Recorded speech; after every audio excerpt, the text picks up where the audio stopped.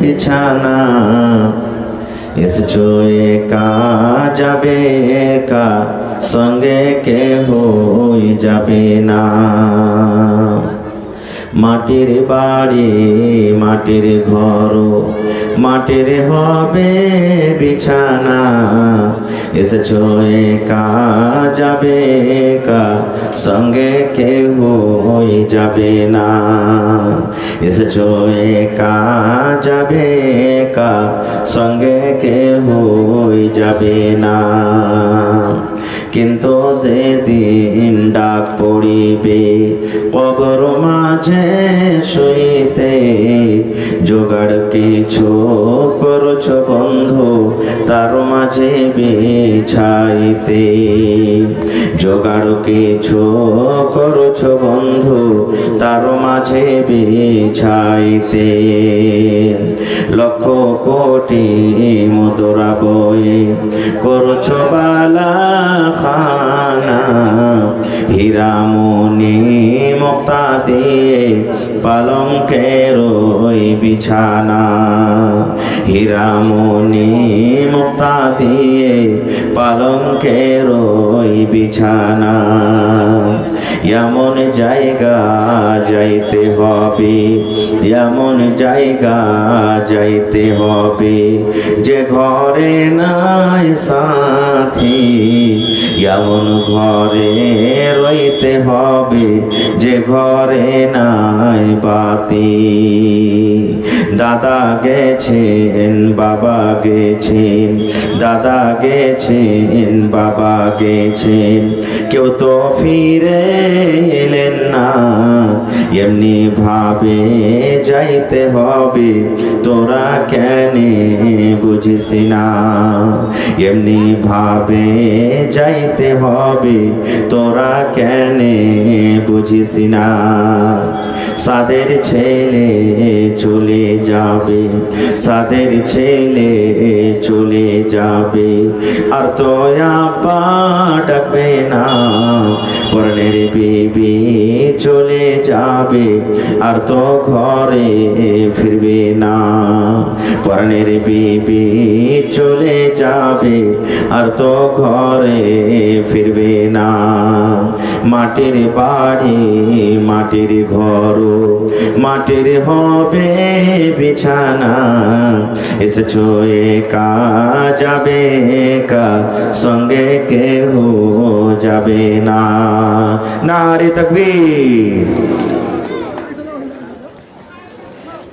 আজকে জলসার যোগ্যতম শ্রদ্ধেয় সভাপতি সাহেব, উপস্থিত উলামায়ে কেরাম, সামনে বসে থাকা ইসলাম দরদি দিন দরদি ভাই বাবাজিরা, পর্দানাসীন মায়েরা খালারা, সমস্ত তারিফ ও গুণগান সেই মহান আল্লাহ তাবারাক ওয়া তাআলার জন্য, যে মহান আল্লাহ তাবারাক ওয়া তাআলা আজকে আমাদেরকে এই ঠান্ডার মৌসুমে শীতের রাত্রে নরম গরম বিছানাকে ত্যাগ করে এই পুয়ালের ওপরে মাটির ওপরে বসে কিছু বলার ও শোনার তৌফিক দিয়েছেন।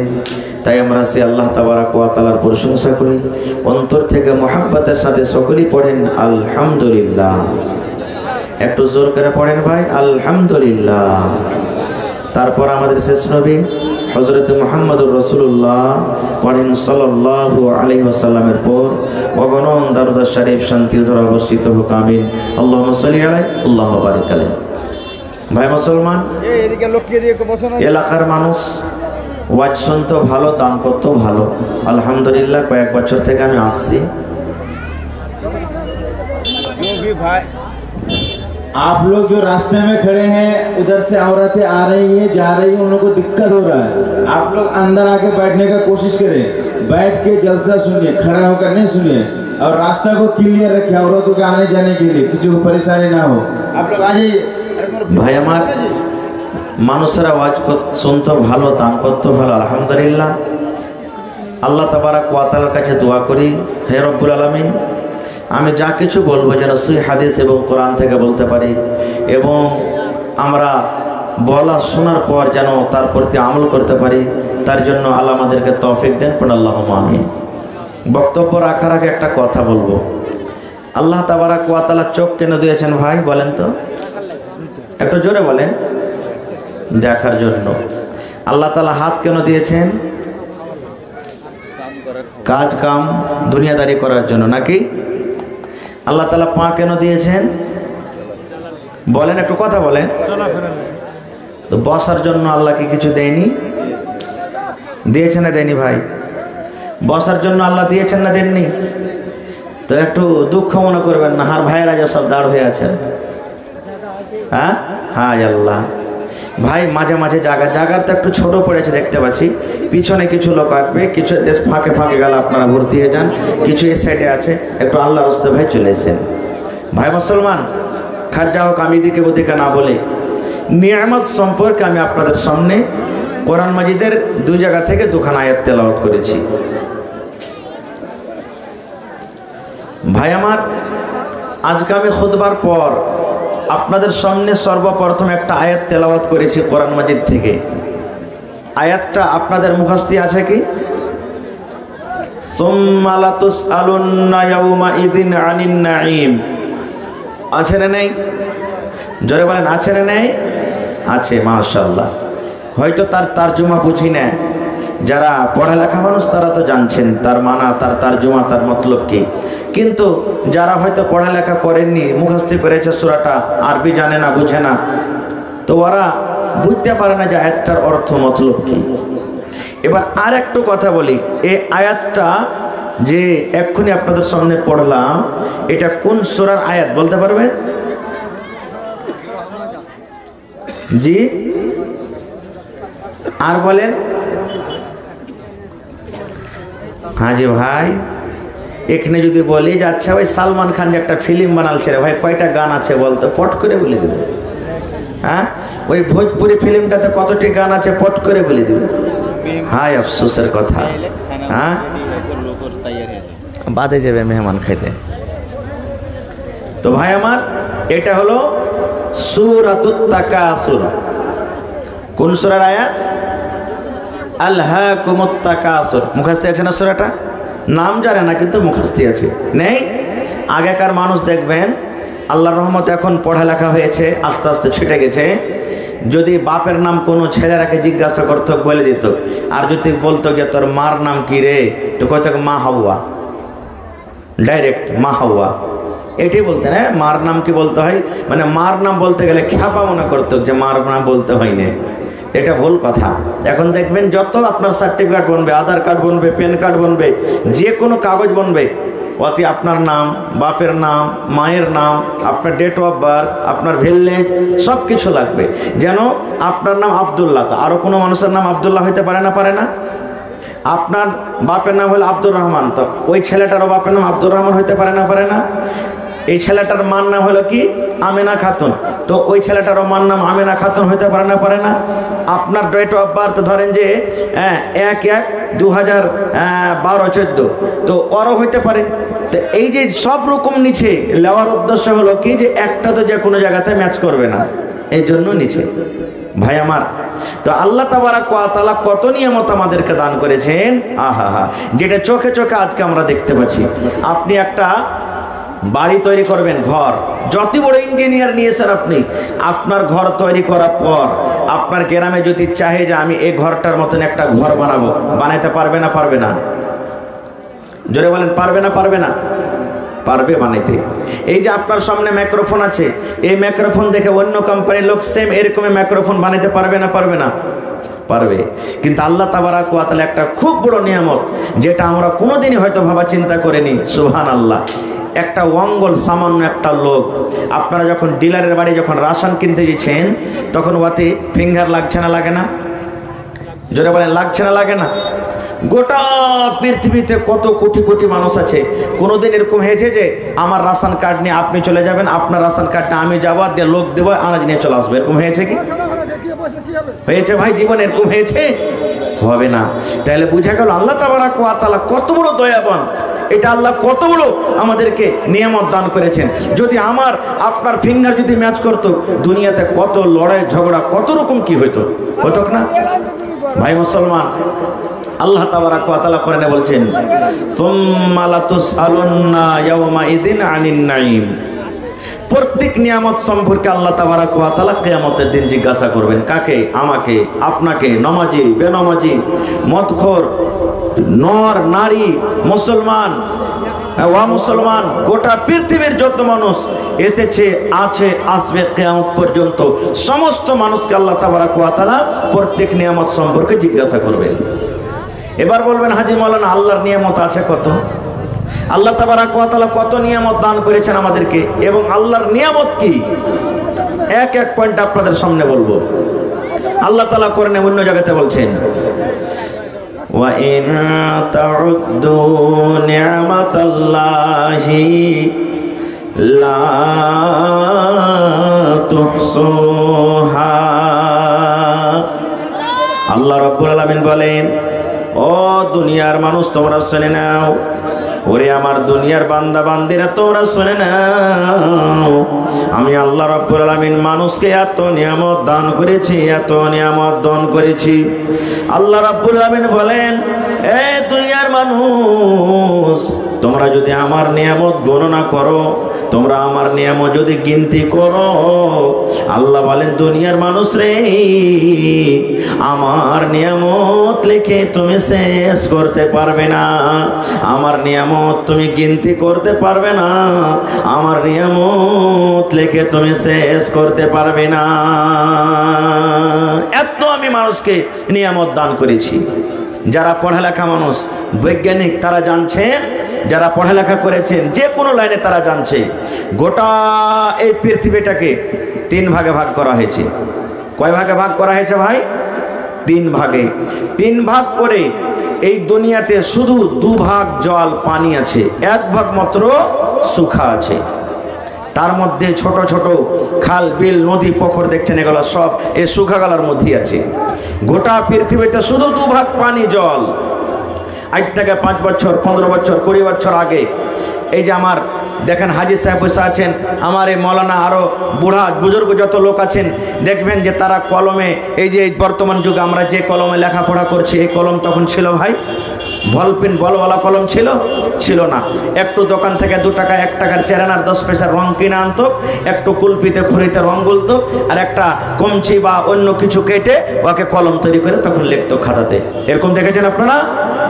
আল্লাহ রাব্বুল আলামিন বলেন, ও দুনিয়ার মানুষ তোমরা শুনে নাও, আমি আল্লাহ রাব্বুল আলামিন গোটা পৃথিবীতে যত পানি দিয়েছি, সমস্ত পানিকে যদি তুমি রং করো রে বান্দা, তুমি যদি রং করো, যদি তুমি কালিগুলো রং করে নাও, আর দুনিয়াতে যত রকম গাছ আছে রে বান্দা, যে কোনো গাছ হোক, সমস্ত গাছকে কেটে কেটে কেটে কেটে ছোট্ট ছোট্ট করে যদি তুমি কলম তৈরি করো রে বান্দা, আল্লাহ রাব্বুল আলামিন বলেন, এই দুনিয়ার মানুষ, দুনিয়ার সমস্ত পানিকে যদি তুমি কলম করে নাও রে বান্দা, দুনিয়ার সমস্ত পানিকে যদি রং করো, আর দুনিয়ার সমস্ত গাছকে কেটে কেটে কেটে যদি তুমি কলম করে রে বান্দা, আর তারপর যদি আমার নিয়ামত লিখতে শেষ করো, লিখতে শেষ করো, আল্লাহ বলেন বান্দা রে, লিখতে লিখতে লিখতে লিখতে দুনিয়ার সমস্ত রং শেষ হয়ে যাবে, দুনিয়ার সমস্ত পানি শেষ হয়ে যাবে,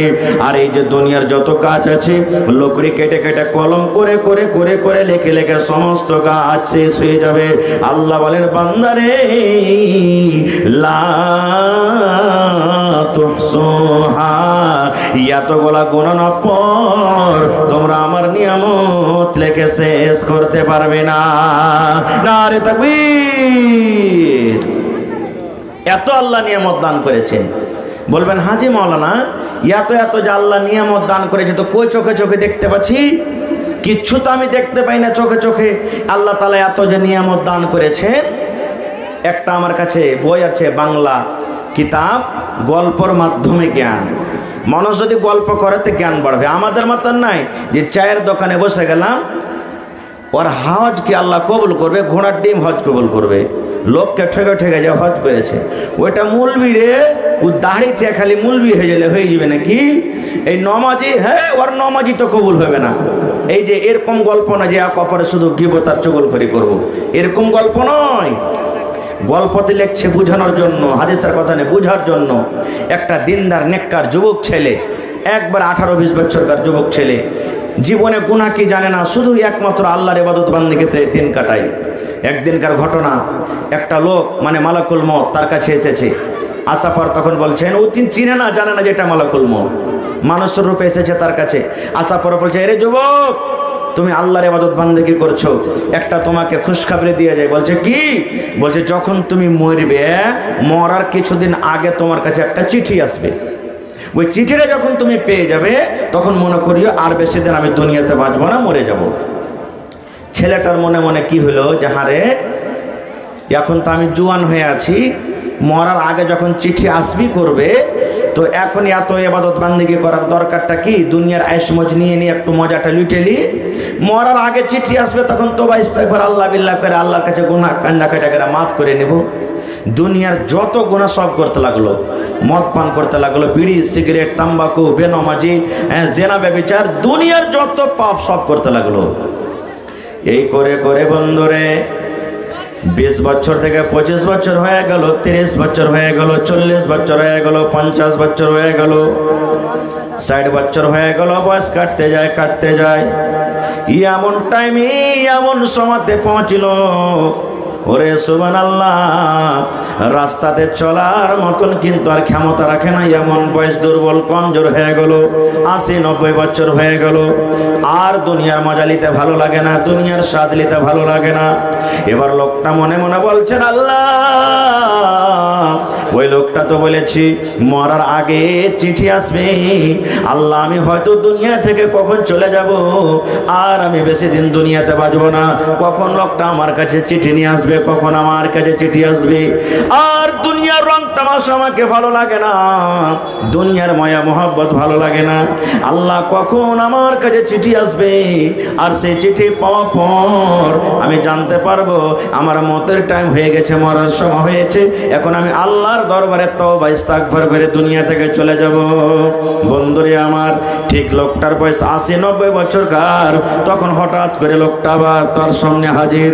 এবার আসার পর বলছেন, আল্লাহর বান্দারে, তোমার এখন জানখানা কবজ করে নিয়ে চলে যাব, তোমার জান কবজ করতে এসেছি।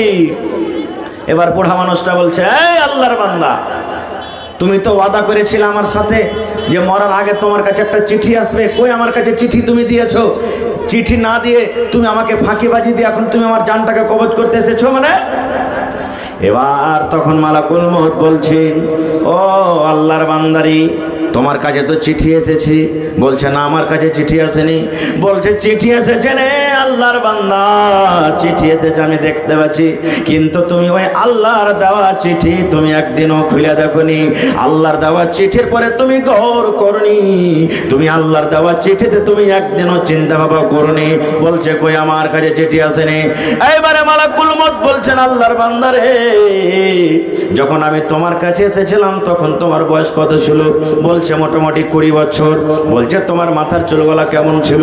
বলছে কালো চকচক করছিল। তোমার দাঁত গালা কেমন ছিল? একবারে মজবুত হয়েছিল। তোমার এই চেহারাটা দাড়ি গালা কেমন ছিল? বলে কালো হয়েছিল। তোমার শরীর শক্তিটা কত ছিল? একবারে খুব ভালো ছিল। তোমার মাঞ্জাটা কি খুঁজা হয়েছিল? বলছেন না। বলছে তুমি দৌড়িয়ে 1-2 কিলোমিটার দৌড়াইতে পারতে না যে পারতাম। এইবারে মালাকুল মউত বললেন, রে আল্লাহর বান্দা, যখন আমি তোমাকে এসে এই মেসেজ দিয়েছিলাম যে তোমার কাছে মরার আগে চিঠি আসবে রে, এখন চিঠি আসার কথা, কয়েকখানটা চিঠি তোমার কাছে এসেছে, আসার পর তুমি একদিনও চিন্তা ভাবনা করনি, গৌর করনি, আজকে তুমি মিথ্যা করে বলছো আমার কাছে চিঠি আসেনি। বলছে কেমন করে? বলছে আল্লাহর বান্দা রে, আমি যখন তোমাকে এসে খবরটা দিই তখন তোমার মাথার চুল ছিল কালো, এখন দেখো একবারে ফর্সা সাদা হয়ে গেছে, একটা চুল আর তোমার কালো হয়ে নাই। ইয়ার মানে বোঝা গেল আল্লাহ রাব্বুল আমিন তোমাকে যে নিয়ামত দান করেছিলেন কালো, এটাকে এখন পাল্টে আল্লাহ সাদা করে দিয়েছেন। এটা হলো আল্লাহর তরফ থেকে একটা চিঠি। এই যে তোমার কাছে দাঁত ছিল, তুমি যেমন ইচ্ছা তুমি তেমন করে খেয়েছো। ওরে সুবহানাল্লাহ, তুমি কত কড়া কড়া জিনিস খেয়েছো, হাড্ডিকে চাবিয়ে চাবিয়ে খেয়েছো, কত আম পেয়ারাকে তুমি চাবিয়ে চাবিয়ে খেয়েছো, কিন্তু আল্লাহর বান্দারে এখন তুমি সামান্য মুড়ি কালো খেতে পারো না, ইয়ার মানে তোমার মুখে একটাও দাঁত নাই, সমস্ত দাঁত ঝরে গেছে। এটা হলো আল্লাহ রাব্বুল আলামিনের পক্ষ থেকে একটা চিঠি। এই যে আল্লাহ তাবারাক ওয়া তাআলা তোমাকে খুব সুন্দর শরীর স্বাস্থ্য দান করেছিলেন, তুমি একবারে হাট্টা যুবক ছিলে, এখন দেখো তোমার বয়স 80-90 বছর হয়েছে, রাস্তা দিয়ে হাঁটছো, দি ছত্তর থরথর করে কাঁপছি, হাঁটার মন হয় না, মাঞ্জা টেড়া হয়ে গেছে। এর মানে তোমার আল্লাহ রাব্বুল আলামিনের পক্ষ থেকে একটা চিঠি এসেছে। এত চিঠি আসার পর তুমি বলছো আমার আল্লাহ রাব্বুল আলামিনের পক্ষ থেকে একটা চিঠি আসেনি, এটা মানা হবে না রে, হবে না বন্ধুরে। ওই বইয়ে লেখছে ওই পাপের হালাতে, ওই গুনার হালাতে তার জান কবজ করে নিয়ে যাওয়া হলো। কত লোক এখানে আছে, মরবো এখানে নাকি রে? এখানে তো মরবো না, দুনিয়াতে এখানে বাঁচবো, কিন্তু মৌতের কি কোনো ঠিকানা আছে ভাই? কেউ হইতে পারবেন, গ্যারান্টি নিতে পারবেন যে আমি এতদিন দুনিয়াতে বাঁচবো? পারবো জি ভাই? কেউ পারবো না। আজকে আছি, কাল কোনায় থাকতে পারি, আজকে আছি, 1 মিনিট পরে নাও থাকতে পারি। এই জন্য আল্লাহ তাবারাক ওয়া তাআলার বলার উদ্দেশ্য ঘটনাটা যে আল্লাহ তাআলা যে মাথাতে চুল দিয়েছেন একটা নিয়ামত নয়। যার মাথা থেকে চুল উড়ে গেছে দেখেন, তাকে জিজ্ঞাসা করে দেখেন, কোনো ছেলে পেলা যদি মাথা থেকে যদি নাড়া করে লাই, কোনো বুড়ো মানুষ যদি মাথাটাকে বেল করে গরমের জন্য, ওকে মজাক করে লোক বলবে তুই কার ক্রিয়া কারাম করেছিস বে, কে তোর মেরেছে? ছেলে পিলাকে যদি করে তো মজা করে এরা চাকায় তো ভাই মাথাটাকে নিয়ে টিপে দেখবে আর বলবে তোর বেলটা পেকেছে রে, দেখি একটু টিপে দেখি তোর বেলটা পেকেছে। এই দেখেন ভাই আমার, প্রত্যেক নিয়ামত সম্পর্কে আল্লাহ তাবারাক ওয়া তাআলা জিজ্ঞাসা করবেন, আল্লাহ ছেড়ে দিবেন না ভাই, আল্লাহ ছাড়বেন না। সুবহানাল্লাহ। ভাই আমার, এক